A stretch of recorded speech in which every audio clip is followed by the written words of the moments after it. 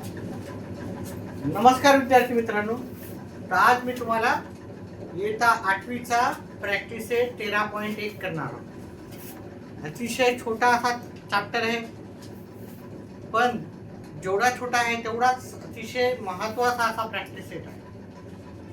कारण येणाऱ्या वर्षात तुम्हाला याच्यावर आधारित भरपूर असे प्रश्न राहणार आहेत. जर धडा आला नाही तर याच्यावर आधारित भरपूर सारे टॉपिक्स असतात, ते तुम्हाला सोडवण्यासाठी अवघड जाऊ शकतात. त्याच्यामुळं हा जो चॅप्टर आहे याच्यावर व्यवस्थित लक्ष द्या. त्याचप्रमाणे जे कॉम्पिटिटिव्ह एक्झामची तयारी करायची आहे त्याच्यासाठी पण हा महत्त्वाचा आहे.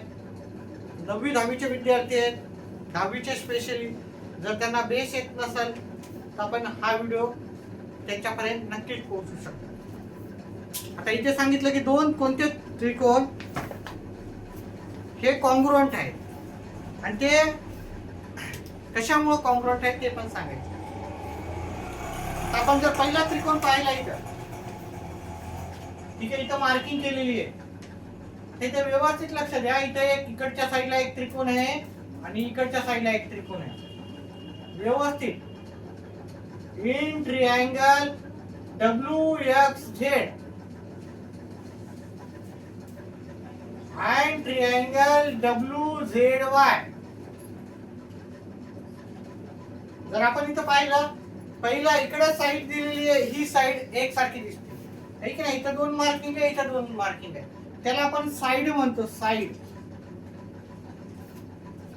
त्याच्यानंतर इथं अँगल दाखवलेला आहे, इकडचा अँगल आणि इकडचा अँगल, है की नाही. मग त्याला अँगल लिहायचं, अँगल. आणि तिसरी साईड काहीच दिली नाही, तिसरी इन्फॉर्मेशन. पण जर तुम्ही एक व्यवस्थित लक्ष दिलं, इकडचा जर त्रिकोण बघितला त्याची ही बाजू आणि इकडचा हा त्रिकोण बघितला ही बाजू, दोघांची एक बाजू आपल्याला सामायिक दिसेल. म्हणजे इकडच्या त्रिकोणाची ही बाजू आणि इकडच्या त्रिकोणाची ही बाजू ही सामायिक आहे. मग साईड म्हणजे बाजू सामायिक आहे, म्हणजे त्याला आपण साईड म्हणतो. म्हणजे त्याला आपण लिहू शकतो साईड, अँगल, साईड. हे दोन्ही त्रिकोण एकरूप आहेत. कोणत्या याच्यानं? आपल्याला side angle side test for similarity असं लिहू शकतो. For similarity of triangle. त्रिकोण कोणते? म्हणून त्रिकोण WXZ similar triangle WZY.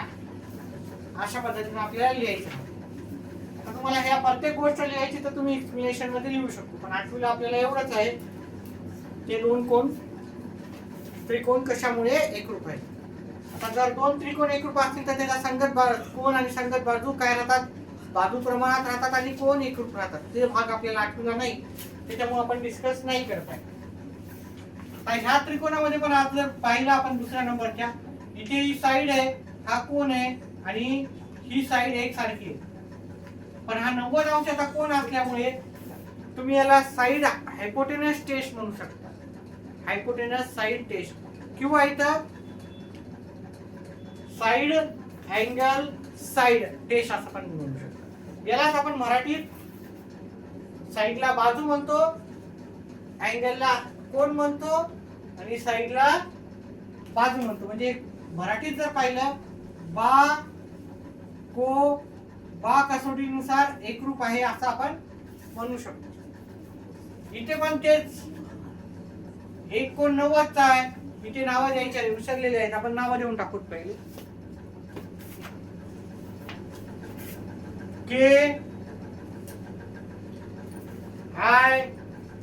KIJL त्रिकोण KJI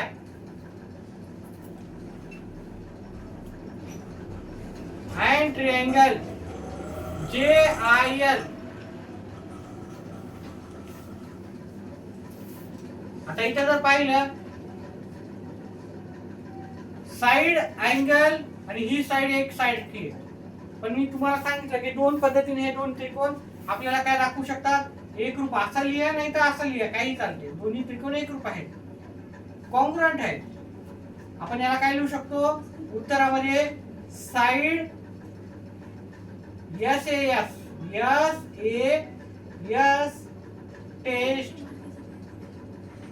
टेस्ट लिहू शकतो, किंवा आपण 90 अंशाचा कोन असल्यामुळे याला लिहू शकतो आपण hypotenuse side test. Hypotenuse side test एक तर हे रिझल्ट लिहू शकतो किंवा हायपोटेनस साइड टेस्ट. ठीक आहे. आता ह्या तिसरा जर आपण इथे पाहिलं, याचे नाव पहिले लिहून घेऊ आपण. HEG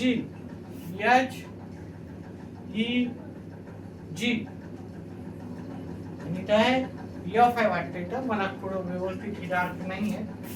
चला, इथं दोन त्रिकोण जर पाहिले आपण, हा एक त्रिकोण HEG, त्रिकोण HEG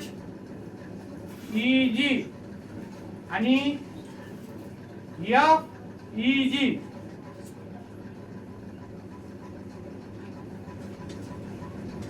FEG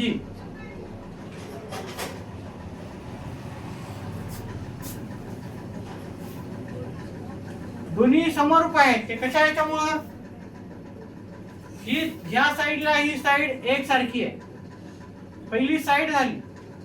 दुसरी ह्या साइडला ही साइड एक रूप आहे, दोनवर दाखवलं. तिसरं आपल्याला कुठून भेटेल आपल्याला, ही जर साइड पाहिली, या त्रिकोणात पण ही साइड आहे आणि इकडच्या खालच्या त्रिकोणावर जरी पाहिलं ही समान आहे. म्हणजे हा त्रिकोणामध्ये इकडची साइड आणि ह्या त्रिकोणामध्ये जर पाहिलं आपण, तर ही साइड दोन्ही याला सामायिक आहे. त्याच्यामुळे ते SAS टेस्ट असं लिहू शकतो. म्हणजे बा कसोटीनुसार मराठीमध्ये पाहायचं, बा कसोटीनुसार.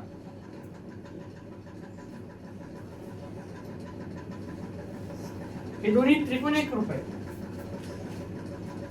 आता हा चौथा प्रश्न, दोन वेगवेगळे त्रिकोण पहिले दिलेले आहेत. आता इथं तुम्ही एम अँगल पाहिला, अँगल एम सारखा कोणता अँगल आहे इथं पहा. अशीच रेष कुठे दिसायली, इथं पी मध्ये दिसायली, अँगल पी. शून्य इथं अँगल एस सारखा आहे कोणता, इथं शून्य कुठे आहे, इथं ओ, अँगल ओ.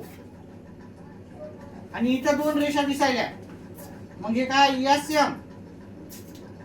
एसएम सारखं कोणता आहे, दोन रेषा इथं आहे ओपी. मग पहा अँगल साइड अँगल टेस्ट नुसार या दोन्ही त्रिकोण सारखे आहेत. त्रिकोण एसएम हे सिमिलर ट्रायंगल TOP. आता नाव त्रिकोणाला तुम्ही OTP लिहिलं किंवा POT लिहा, TPO लिहा किंवा TOP लिहा. एका त्रिकोणाला तुम्ही वेगवेगळ्या नावा पद्धतीने नाव देऊ शकता. इथे काय लिहू आपण, अँगल साइड अँगल टेस्ट नुसार, अँगल साइड अँगल टेस्ट असं आपण लिहू शकतो. याला मराठीत लिहायचं को कसोटी. कसोटीनुसार एक रूप. त्याचप्रमाणे आपण चौथा पाहिला, इथं पण इकडचा एक त्रिकोण, इकडचा दुसरा त्रिकोण. इथे साइड आहे अँगल साइड अँगल. हे साइड कोणती आहे, MT.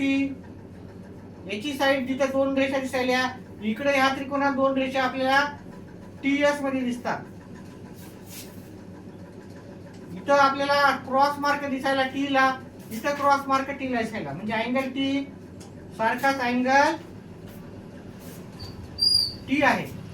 आणि अँगल N सारखा, इकडे अँगल N सारखा, या त्रिकोणामध्ये पण अँगल N एक सारखा आहे. म्हणजे तर साइड अँगल टेस्ट किंवा अँगल साइड टेस्ट असं काही लिहू शकतो. साइड दोन्ही त्रिकोणाचे नाव द्यायचे, triangle MTN, similar triangle STN.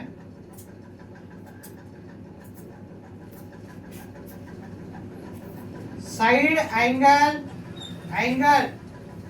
Taste for similarity of triangle देऊ शकतात. एस ला आपण बा म्हणतो, बाजू म्हणजे. ए ला आपण कोन म्हणतो, अँगल. त्याप्रमाणे अतिशय छोटा आणि अतिशय महत्त्वाचा प्रॅक्टिस सेट आपला संपलेला आहे. व्हिडिओ समजल्यास व्हिडिओला लाईक करा, चॅनलला सबस्क्राईब करा. व्हिडिओ पाहिल्याबद्दल धन्यवाद.